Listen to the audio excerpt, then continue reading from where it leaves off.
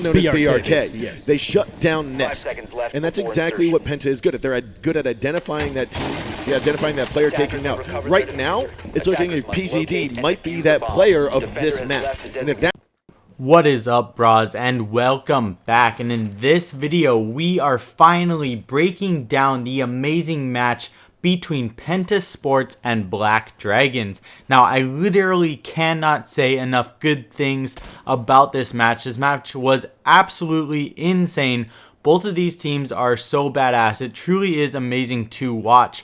And we got a ton of tips coming up in this video.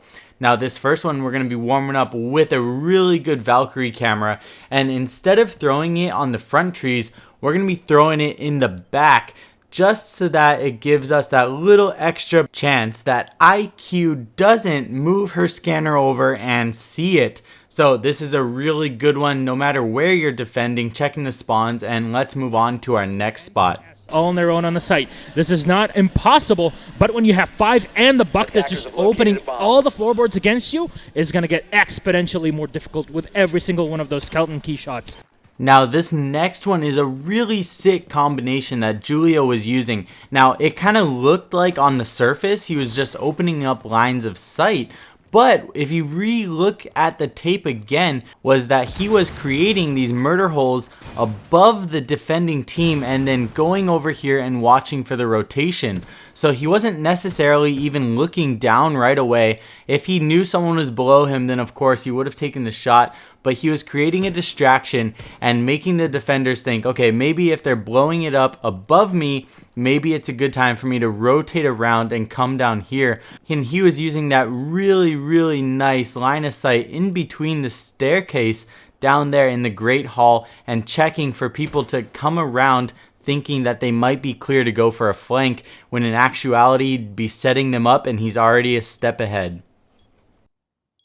Game, BD are setting up on the defense, and still, both teams are going for pretty much the same sort of defense. Now, going for the deployable shield means that you don't want, or you want to limit your opponents from going in and droning as easily as they could.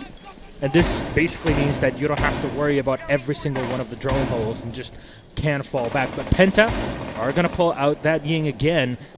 Alright, so for this next one, we're going to make this real clear. The reason that you put a shield right here is to stop the line of sight on the drone hole from any attackers laying down outside, because it's a really common one. You lay down outside behind this drone hole and you can get a really nice line of sight to anybody that's anchoring in the trophy room. And so from right here, you're going to be able to see a line of sight all the way down through 2 doorways into the back of trophy room.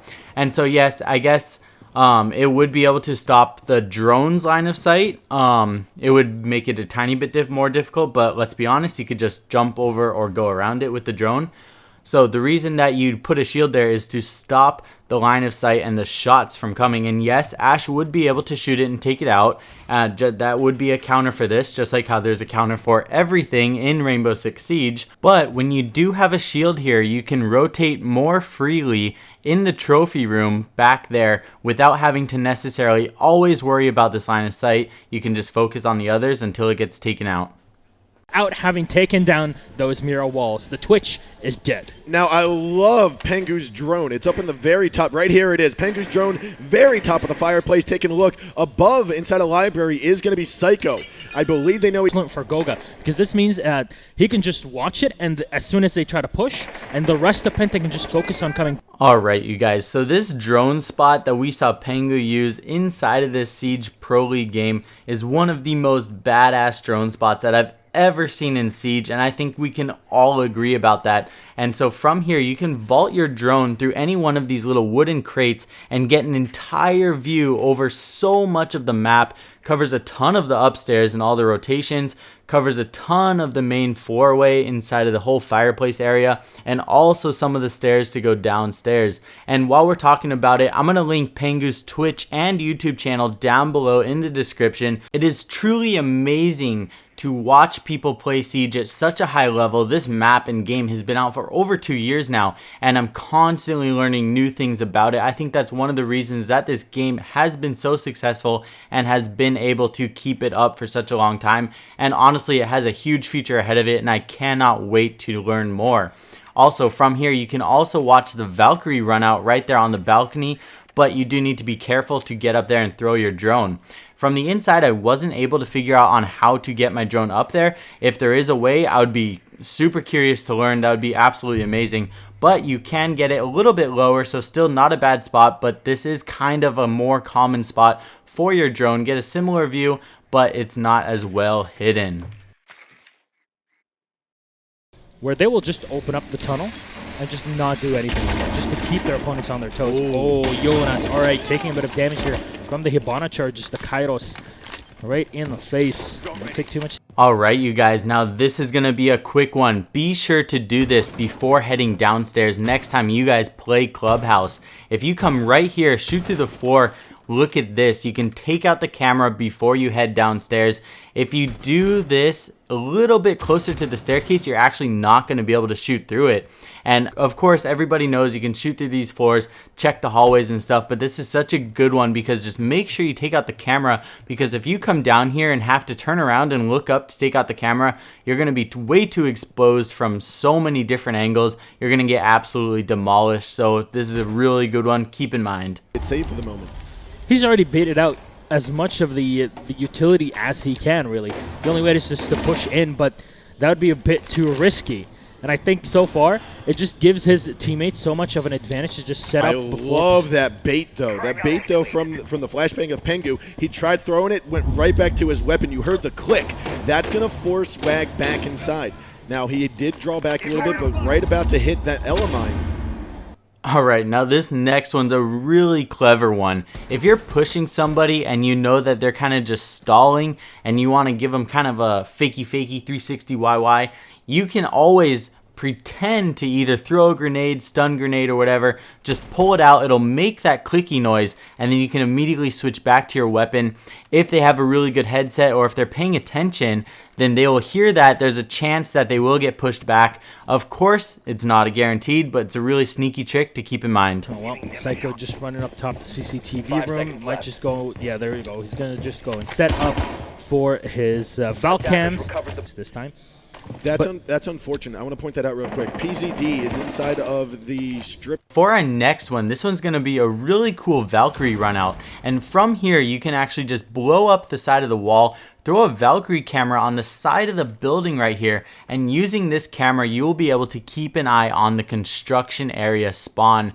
If you see anybody coming out and running from the back of the side building, it's going to make for a really good run out. You'll take them out before your time even comes up and you get detected. And from there, just run back. You'll go at a head level. They should not be able to take you out. Just run out, give them a quick peek, and run back in. I mean, just trying to find an empty angle here, but no, Giulio already is ready for it. Might just run in and get a cluster charge ready. No, Fireman's just going to be waiting around here. So this next one's going to be another one to just keep in mind. A lot of people will hold angles on these vertical gaps within this gateway, watching, I guess it's not technically a gateway, within the railing, watching the hatch or watching anybody coming from the cash room. Most people use the vertical gaps in between it. But when you come down here, these horizontal lines of sight and gaps in this fence are going to make for a much better line of sight and keep you way more protected. And from here, if you drop down from the hatch, the closer you get, the line of sight kind of disappears. Whereas if you're holding up in the vertical line of sight, then they will still be able to see you. And you guys can see right here, as I get closer to it, my line of sight disappears. The defenders will get stronger. Holding the bar is going to be a huge part of this defense now. They need to hold it, or unless Pengu's going to be the saving grace. He has to hold down Stockroom with his 2 gas grenades he's got left. If the attackers are able to get control of bar, take out Goga, flush around behind Pengu, it's going to be round over for Penta. However, there's still 3 members from Penta left. It's all going to come down here. PZD grabs Goga. KS going to smack on down to Kamikaze. Pengu, though, it's not going to be PZD last man alive. He's inside of the lobby. They know he's there. He's got to go for it. Nice, Valkyrie camera. And KS is going to try to hit this baited on out. Right up behind him where he's going to go. Sees him, but will not get it. So looking back at this clip, I felt like I learned a lot from this one because PZD is kind of showing us the importance of how to be patient. He played this one so smart. We could all see he was laying right here and he could actually see him throwing the defender that is, throwing a Legion Trap out, but instead of just going and shooting and taking out the Legion Trap, he kind of let it sit there, waited for his opportunity to push, really showed us the importance of patience, and as you guys saw, it ended up being a 1v1 where he clutched it out and took the round for the team. And because the Legion Trap, he was sitting right here through it, he kind of just assumed it was safer on the right. He was so focused on the bomb site so that when he peeked forward, PZD was able to take his chance and take him out.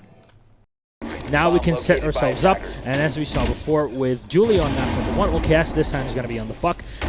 Rolling in those grenades is going to be extremely important. So Goga's now going to get spotted. Giulio for once going to open up the wall. Oh! C4 thrown in, gets them both, one down He's and one taken out. Yunus now comes in, grabs the kill on Giulio, but that is a huge, huge kill for Black Dragons. Alright, so down here we see a ton of different Mira combinations on how to set it up, and I'm not really going to talk about the setup with it. What we're going to be looking at is how they're able to use this line of sight, get a ton of information, but then we're actually going to be throwing a nitro cell over these reinforced walls. A lot of walls don't go all the way up to the ceiling, so this is a really good one to keep in mind. You can create a huge impact on the round by using it in combination with Mira to get information what's on the other side and throwing nitro cells over the gap. We saw it played out a little bit differently in the round, and he actually ended up throwing the nitro cell through the Mira window, not over it, but you could see from the clip earlier on that he was ready to go up and over. Alright, you guys, that's going to wrap it up for us today. Of course, at the end, we have the final round where we saw Black Dragons take out Penta in a really big upset. Congratulations to both teams. They both did really badass. And of course, I cannot wait to see what's coming up for them in the next games. We're going to be bringing you guys a ton of content with this update. I cannot wait to share everything that we have. I'll see you guys all very soon in the next video. Hope you guys all have an awesome week. Peace. This is series point right now for Black Dragons. Psycho still trying to get a nice shot on the Eunice. Smoking it's going to go through. Eunice a couple bullets to the side here. And there's Monty. He'll go drop him, but he's going to push Eunice. Psycho's also going to try to drop here. Kamikaze gets Goga. Fabian on the refrag to Kamikaze. Psycho drops. He picks it up. There's only 2 members left from Penta. It's Fabian. It's not Pengu. It's now Fabian. It's all up to him. And a 1-on-2. Julian and Wag. Can he get it? Fabian's going to dip around the grid. He won't get it.